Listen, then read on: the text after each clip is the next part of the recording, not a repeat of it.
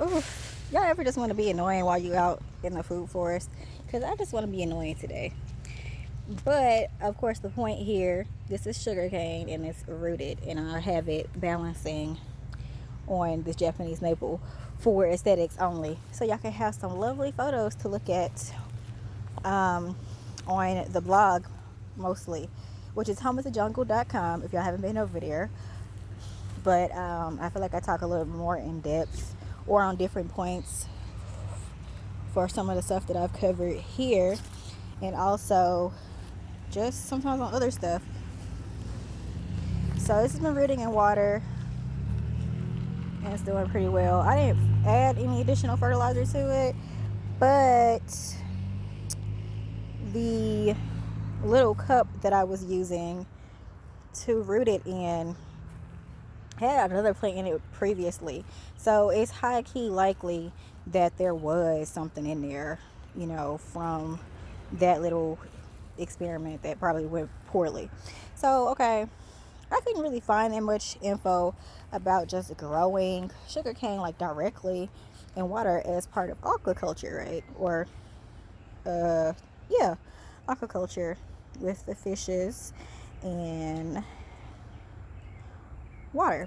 So I want to add a pine plant, like I was telling you the other day, to here, the sugar cane on the back, like in this back corner where it's dipping, so that it like will rise up here and then soften the water as it catches it from the rain runoff here. Now, the only thing about using sugar cane for this is that a lot of sugar cane is really not cold hardy apparently, and I do live in a temperate climate, so it's gonna be real suspicious if this survives winter or not. Now I'm thinking I might flank this pond with maybe a tea bush or something that is an evergreen, so that it can provide a nice microclimate in combo with the heat coming off the water to keep the sugarcane alive.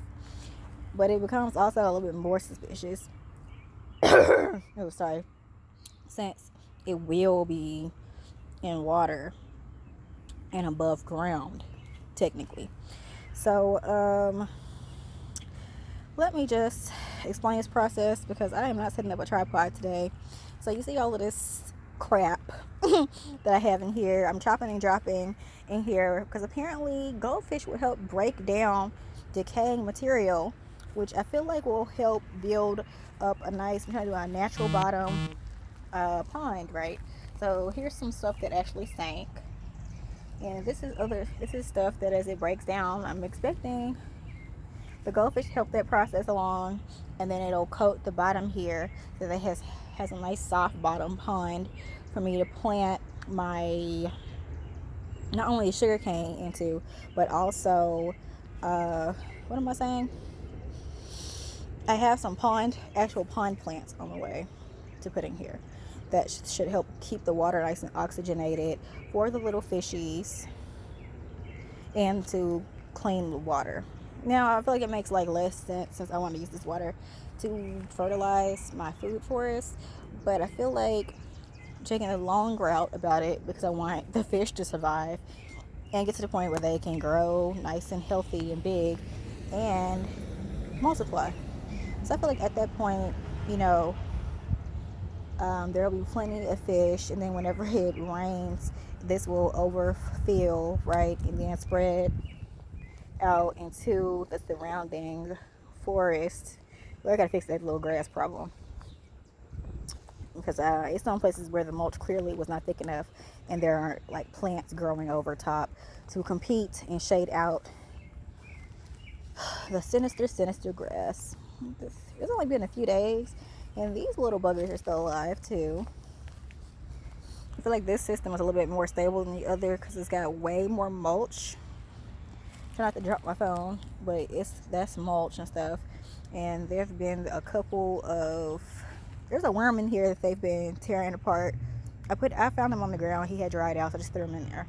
So they've been pulling on him and helping him along to the other side. And also eating stuff that I just really cannot see. There's duckweed filling in slowly, so that's a thing.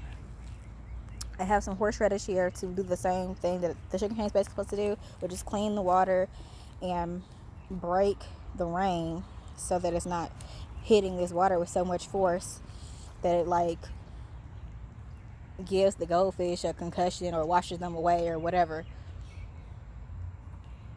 But they seem okay thus far. This is like day 3, and like I said, I have some pond pit plants on the way, including jungle val and some type of grassy something. So I'm gonna put the jungle val over here and then put the grassy something over there so it can have like a cute little green lawn on the bottom. So that should help clear up the water as it works its way, and then as it rains, that'll, you know, cycle it out.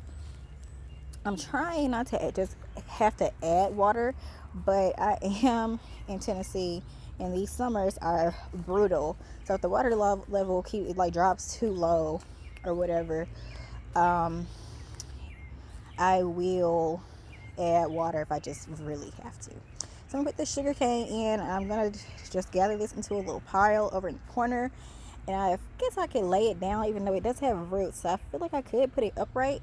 But from watching other sugarcane planting videos, apparently, if you lay this down flat like this, you see these multiple, like this eye, right? So these little budding parts right here should also root. And I'm under the impression, let's just test it, is that this sugar cane might actually just float, so that as it roots down, it'll catch on to these plants and keep them from floating away. Now this is all craziness. I have like no real theory or like proof for this. Okay, well, it is floating a little bit, so it should get air from up there, you know, from the air, and then it stays moist. So I guess we'll just try it like this, and then I'm gonna just mulch over it, because I gotta keep, when I say mulch, I mean literally just move this over there like that, so that I can keep the existing roots moist, right? So the idea is that this will keep floating, right? And then the stuff underneath will support it, and then as that breaks down, the sugar cane will continue rooting into it, and then the eyes will pop up and grow upwards, right? Then I'll just keep chopping and dropping. The stuff will settle over here and like break down and provide more space for the roots. So I'm thinking the plant will adjust to this situation, and as I put more pond plants here, they go on the bottom of here, you know, they go into the floor, they'll provide enough oxygen, hopefully, for the sugar cane and for the fish, because I'm not going to put any other, well, that's probably a lie, but for the moment I'm going to try not to put any other plants in here. So that's kind of it. I'm going to just keep adding stuff to it. No tripod, we're doing it the raggedy way, and I should keep the roots moist on top.